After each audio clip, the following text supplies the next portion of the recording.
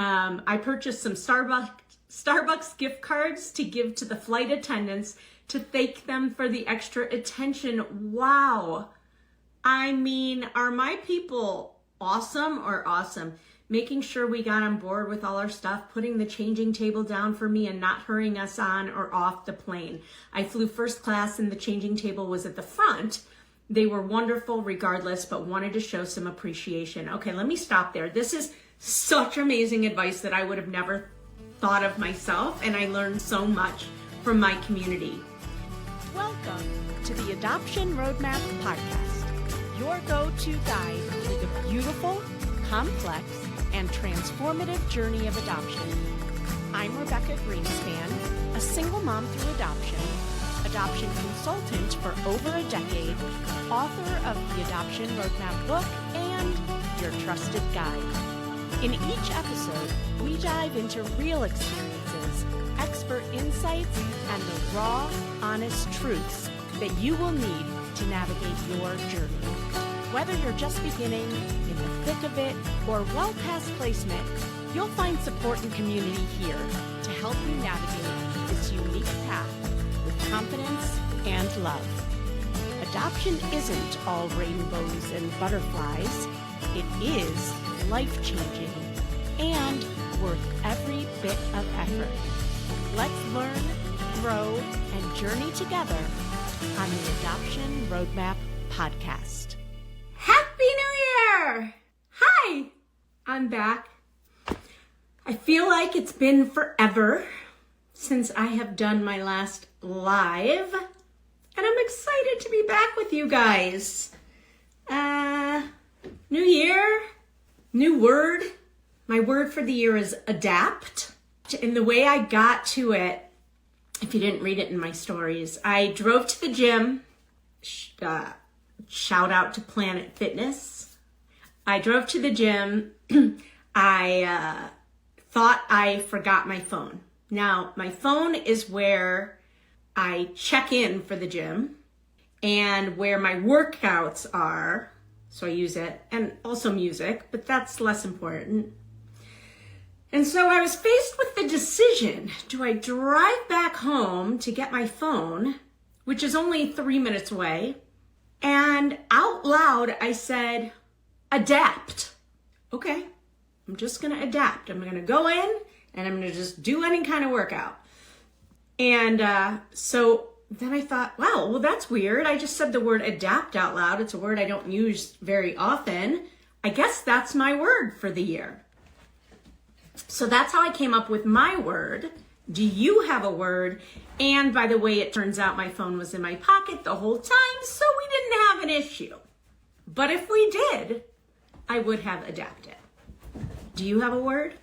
What is it? I want to know. We launch the second, I want to say semester, trimester, but that is certainly not the right term when I'm thinking about my podcast. The second go round, whatever it's called, I'm lack of word. We are launching that second round of episode podcasts. There are all sorts of posts about it. Do not miss it. It'll be a great launch to a great new season. That is the word I'm looking for. Season 2 is coming to you live. If you have listened or haven't, please go do that. And anywhere you can, if you can give us a wonderful 5-star rating, that would be awesome because we would like to reach even more people this season. Okay, as I get started here, new year, new me. So first I'm going to get actually it's not a new me. It's the same me and hopefully a better version. Stress check mood manager, motion activated aromatherapy spray with Ylang Ylang. Okay, these are not commercials, but if somebody wants to sponsor, they can. So I'm gonna spray this. Oh, I feel less stressed already and in a great mood. Okay, then I'm gonna take my Lotus Way Wild Abundance Flower Elixir, open up my water bottle, and I'm shaking it. I'm gonna open up my water bottle. I'm gonna take my elixir. It's called Wild Abundance, which is something I definitely wanna manifest this year. I'll put 5 drops into my water. This is flower elixir. Okay, that's my other woo-woo thing. There's one more left that I'm gonna do before I get into the meat of what we're gonna be talking about today. So mix it up. Let me get a little Wild Abundance flower elixir. My last thing is, I think the last week of the year, I pulled this card from my positive affirmation card set, which a client got me a while ago, which I absolutely love. But I pulled this one that says, my life becomes richer as I get older. Love that. But I'm going to put it back and pick a new one for this week. Stop. All right, what's the first card that I pull? I can learn new and positive habits. So that'll go on my little stand. I love it. All right. Well, welcome back to This Week in Adoption on the Adoption Roadmap podcast. Today, we are just going to go through a lot of things that came up inside of our community over the holiday season and the beginning of the year, because they are asking amazing questions, and the answers, I just have to shout out to the RG adoption client community. It's amazing. It's amazing. The support that goes on inside of here is top notch. Somebody asked, once matched, did you ever see a sonogram? We were hoping to visit during a doctor's appointment, but the timing doesn't work out with taking off work. She had an appointment a month ago, but there was no sonogram. Is it okay to ask to get one from the next appointment? And let me read you some of the answers. You could ask her if she would be willing to send you pictures of the sonogram, or if she's willing to film it or do FaceTime for you while she's getting it done. Some doctors' offices will make DVD digital recordings of them, but that's an office by office thing. During our match, we were sent sonogram photos and one video. Another person said, I would definitely ask for a sonogram pic if possible. We were lucky enough to get 2 from our birth mom. We were very grateful for those pictures. And have you seen these 4D ones? I didn't even know 4D was such a thing. I think they're called 4D now. They are really kind of creepy and disturbing, to tell you the truth. But am I still? Okay. And then somebody else said, we got one photo from the social worker who went with her and asked permission to send it to us, but definitely worth asking. So there you have it on sonograms. All right, here's another post that I'm going to read. And this is about relationships with our birth families. If you look at my post history here, you'll see how hard I've tried to foster a strong relationship with my daughter's birth mother.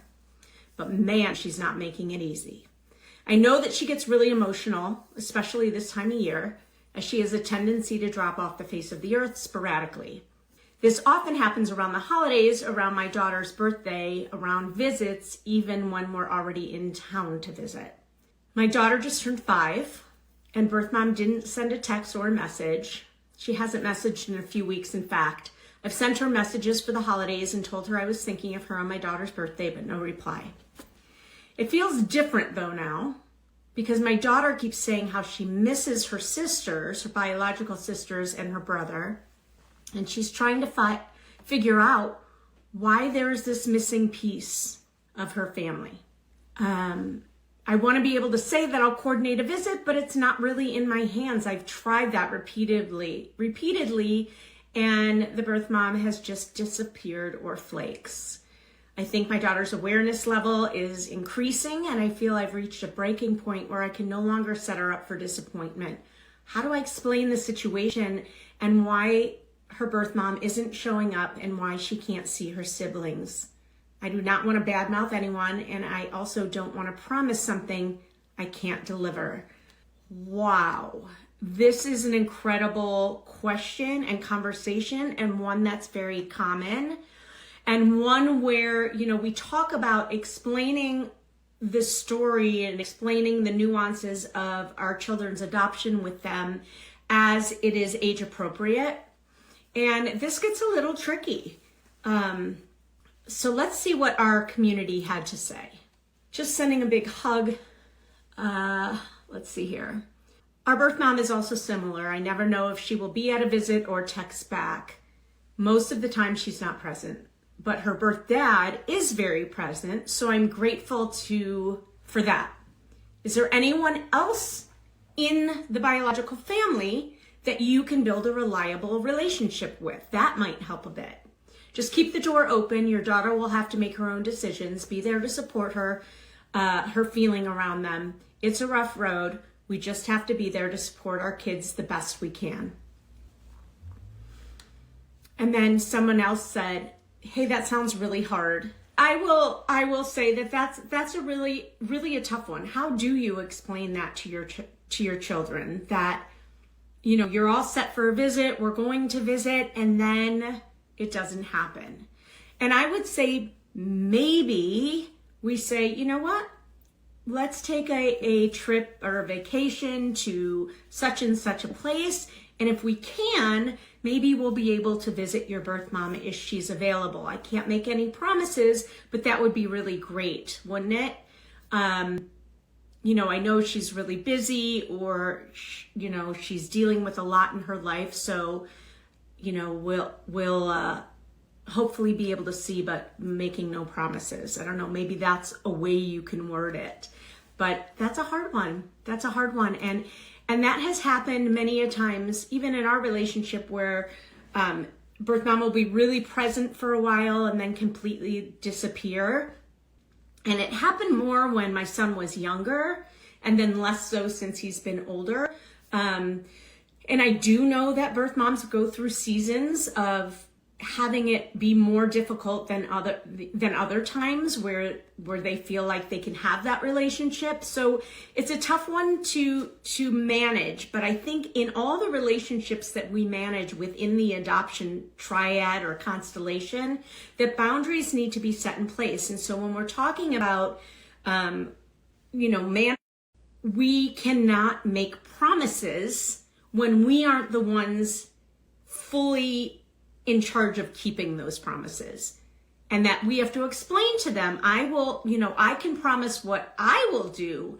I can't make any promises for your birth mom or whoever, but we're certainly going to do our best. How does that sound? And I think that's one way to handle it. Okay, the next question came in. Any ideas for a gift for my baby's birth mom and dad for our child's first birthday? We gave mom a necklace and dad a multi-tool when baby was born. I've also sent pictures every few months, so thought maybe a picture book would just be repeat. One person said, I sent pictures a lot, but still did a picture book for his first birthday, and she loved it. There are a lot of moments in between that I think she likes to see. I also did a handprint ornament one year. I found someone on Etsy to do a custom painting of her holding him also. Oh, that is so cool, of the birth mom holding her son. Oh, wow. It's little, so not super expensive. What a cool idea. God, Etsy is amazing. Etsy, if you want to sponsor us, please. Come on. That was the only comment, but let's see, what else could you do? I think gift cards are appreciated a lot. If you know they shop at Target or Walmart, or even an Amazon gift cards can be really helpful. Or if I'm just trying to think, do something that's practical that they need or that would be helpful for them. So gift card, restaurant, like if they love Bob Evans or something like that, and maybe that's where you went when you visited them. Maybe a gift card to Bob Evans, or a gift card to Target or Amazon or something like that. Pictures, handprints, artwork, those are all really great ideas. Okay, Hold on. There's more to come. Before we go on, we're going to take a quick break, but don't go away. We still have so much to talk about. Hey there, Adoption Roadmap fam. Are you ready to take the next step on your journey to parenthood? If so, head over to our website and take our quiz. It's called, Are You Ready to Adopt? It's not just about testing your knowledge. It's about making sure you're emotionally and practically prepared for the beautiful, complex journey of adoption. Let's make your dream of parenthood a reality. Go to rgadoptionconsulting.com and take the Are You Ready to Adopt quiz today. That's rgadoptionconsulting.com. The quiz is free, and it will let you know where you are in the process and if you're ready to jump into your adoption journey. We just booked our trip. We just booked our trip to visit the mom that we've matched with. Our 5-year-old is not coming, but we were thinking of having him draw a picture for her that we would bring. Is this a good idea or a bad idea? It would 99% likely be of a truck or of his butterfly Lovey, but thought it might be cute. Maybe have her write his name on it, or something like that. But I'm wondering if it's too, crossing a boundary of some sort. And everyone chimed in and said, no, I think this is a really sweet idea and a really sweet gesture. And I couldn't agree more. I think that if you are coming, it does not cross a boundary. It is not coercive. They want to be part of it. If your current child already knows of the adoption and what you're going to do, I think that that's a really sweet thing to do, to just say, to just have a little letter or artwork or something that they create for the birth mom, the expectant mom. I think that's really sweet. All right, there's a couple more I wanted to bring up because these were so good. Flying home with our little one tomorrow. Any tips about flying home with a newborn are welcome and appreciated, and we got a lot. One person said, I remember being so worried about flying home with our son, but it was honestly a piece of cake. Definitely talk to the people at the gate check at gate check so you can board early. Absolutely, you can board early for many years to come, so take advantage of that. We ended up buying 3 seats and bringing our car seat on the plane with us. It helped. Bottle at takeoff and landing, baby will sleep. We did not need any documentation to fly, but you need to have it because the minute you don't have documentation, someone's going to ask for it. So bring your, adoption documents that you signed to show that it's your child, especially if you're of a different race. You might get questioned, most likely not.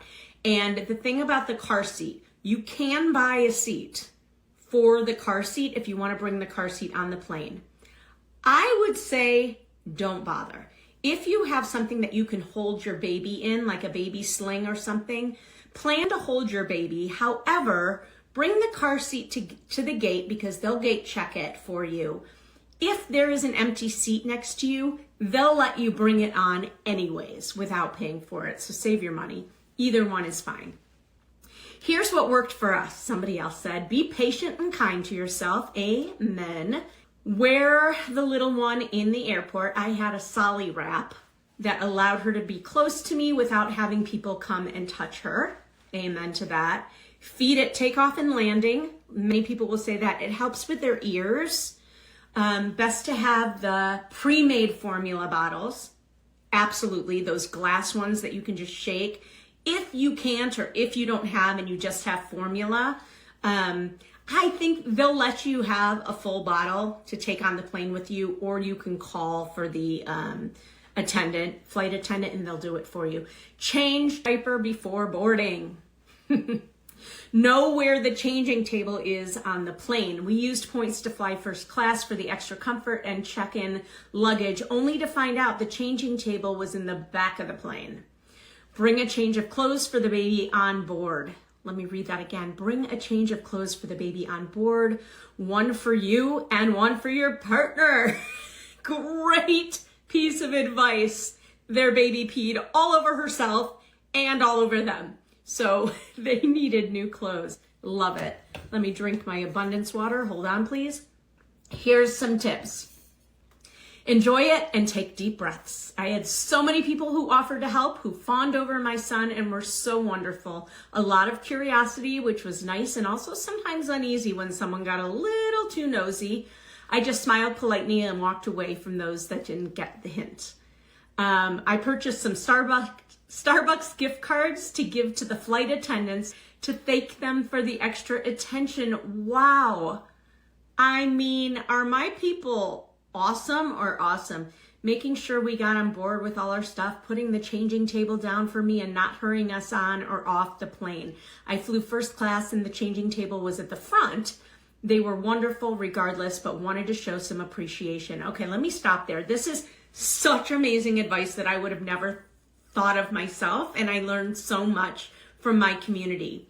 Buying Starbucks gift cards to give to the flight attendants for their help. Now, this person who answered happened to be a single mom and was flying solo.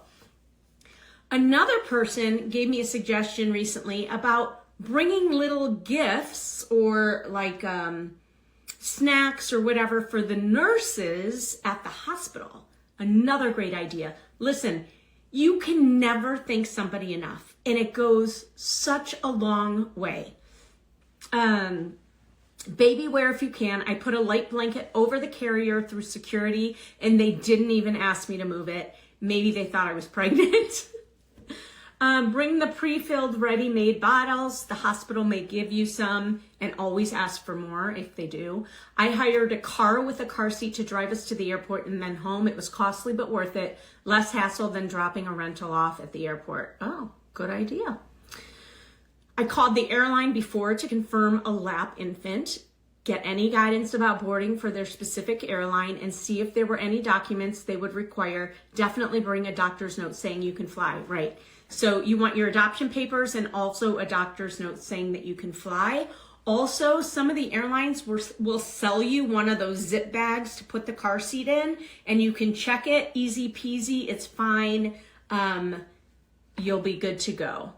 But it's easy. It was easy for me. Oh, pacifier, the bottle at takeoff and landing, and also having a passover. It definitely helps with their ears.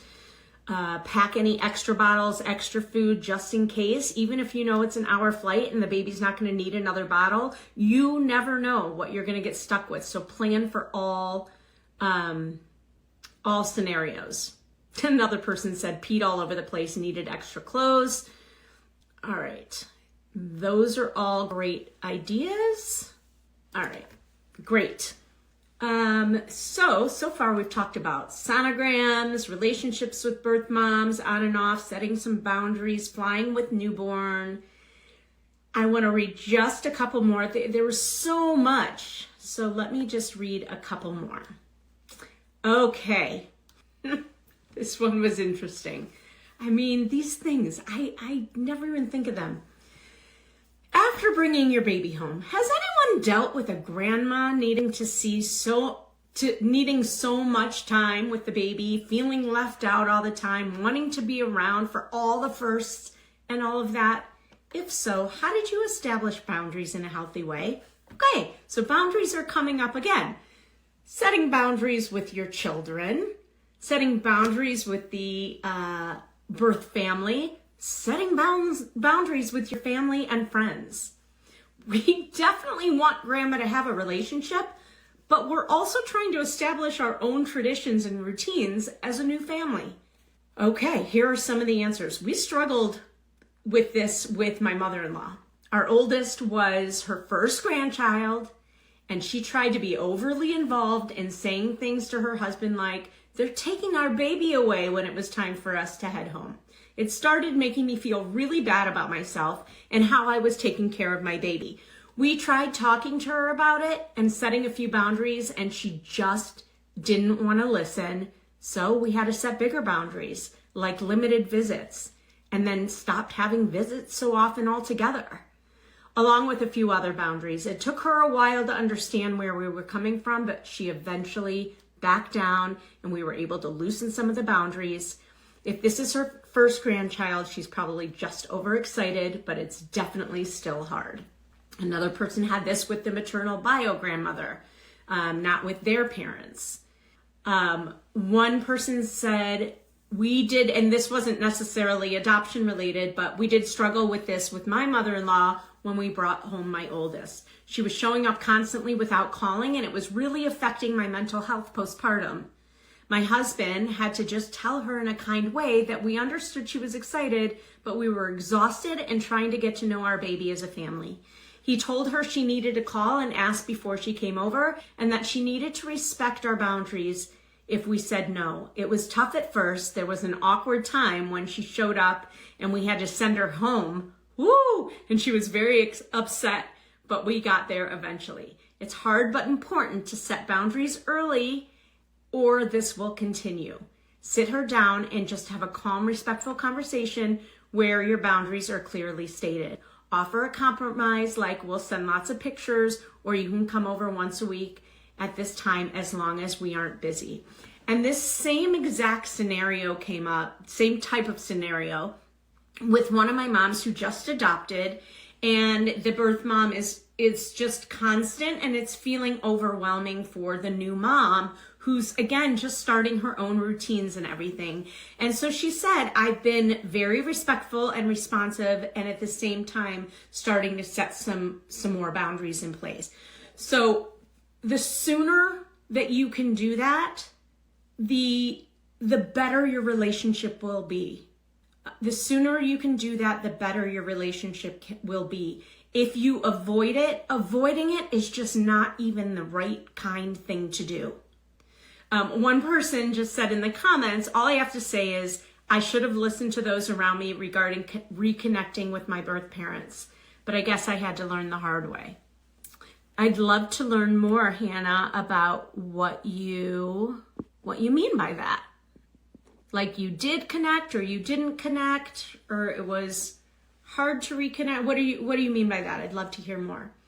Anyways, these are some, there's others too, and I will get to it next time. But here's a couple things I want to say. There's been a lot of talk in my community about post-adoption support. So I'm really, really, really excited to announce that we are putting that together right now, a post-adoption support community. Let me see. I can even tell you what I think we're going to call it. But if you are interested in learning more, please message me and let me know. We'll put you on the email list for announcements about the Adoption Continuum Collective. The Adoption Continuum Collective will be our post-adoption, I think that's what we're going to call it, our post-adoption support membership group. A lot of people have been asking in our community, as our kids are starting to grow older and having issues such as setting boundaries with birth families, with our own parents, with our children, whatever it might be, all of the different milestones about when our children are going to be more affected by adoption, what things might be coming up for them, what things are normal parenting stuff and more adoption related. These are all things school age, how to navigate the IEP or special supports at school. These are all things that we're going to be talking about inside of the post-adoption membership program. So if you would like to learn more about the Adoption Continuum Collective and want to be one of the first to get access to that, please message me at RG Adoption on Instagram, on Facebook. You can email support@rgadoptionconsulting.com and just let us know you would like to be on the list for the post-adoption membership program. If you just write post-adoption, we'll know what you're talking about and we'll make sure you're one of the first to know. We're excited to be launching this in the next couple months and want to make sure that you are in the know. The final thing, I want to read what Hannah said. I reconnected with my birth family in 2021. Everyone warned me she was a toxic person and hadn't changed, but for some reason I chose not to listen. CPS told me to walk away from her, but I didn't. I'm so sorry you had that experience.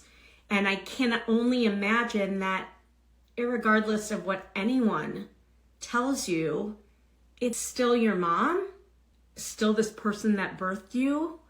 And so I don't know that anyone would have totally listened and stayed away. I think your curiosity and your pull to her probably was way stronger than what anybody could have told you to do. So whether that was right or wrong for you, I'm sure it's a really hard situation that you're in, and I know that you're strong enough to navigate it and figure out what the best thing is for you to take care of yourself and set those boundaries. But thank you so much for sharing that. So it's not always rainbows and butterflies, as I say often in the podcast, but I sure am glad that you tuned in today. I hope that there was some sort of learning or aha moment here. I thought these were all golden nuggets of questions, and I learned a lot, as I do always, from my community. Continue to tune in. Please leave us some great 5-star ratings on the Adoption Roadmap podcast. Take a listen to a few episodes if you haven't already. And if you're interested in our post-adoption membership support community, please reach out to me in one of those ways that I mentioned, and we'll make sure you're one of the first to know. Thanks so much. Have a great rest of your weekend, and I'll catch you again next week. Bye. Well, I hope you enjoyed that episode of the Adoption Roadmap podcast. If you did, I have a few favors to ask of you. First, please hit subscribe so you never miss an episode. And while you're at it, I'd love to hear your takeaways. Please write a review and let me know what you liked. And if you have a question or a suggestion on what you'd like to hear, I'd love to hear that too. Please shoot me an email at support@rgadoptionconsulting.com and let me know what you'd like to hear about. And if you have a question, I may just answer it online. Thanks again for listening. Tune in every Wednesday and Friday morning for a brand new episode of the Adoption Roadmap podcast. Until next time, bye-bye.